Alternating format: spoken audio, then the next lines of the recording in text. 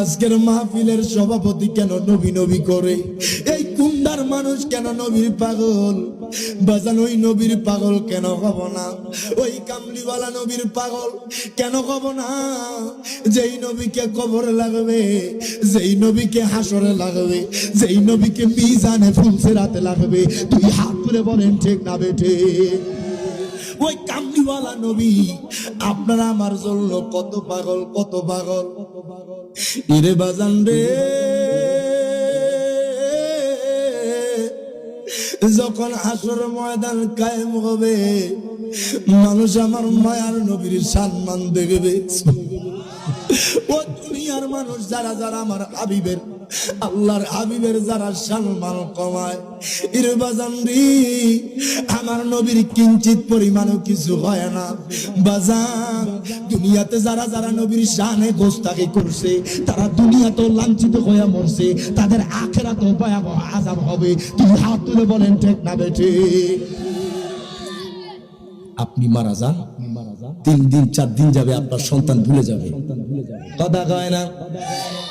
মারা গেলে দলিল নিয়ে টানাটানি শুরু হয়ে যায়, কথা কন না জি?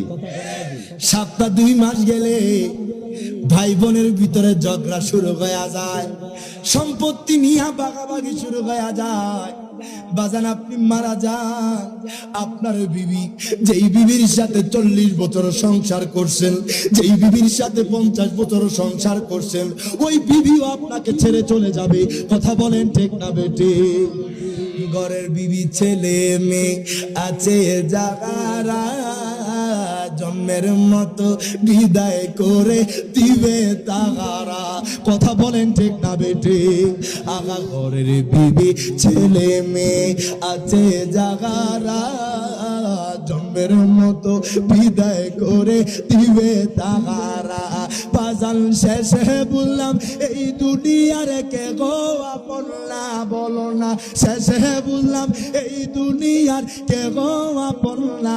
ডাইনে বামে মাটি, আমার মাটি না, ডাইনে বামে মাটি আমার। টাকা পয়সা বাড়ি গাড়ি জায়গা করেছি, সব কিছু বালায়াজি একা যাইতেছি, কথা বলেন ঠিক না বেঠে?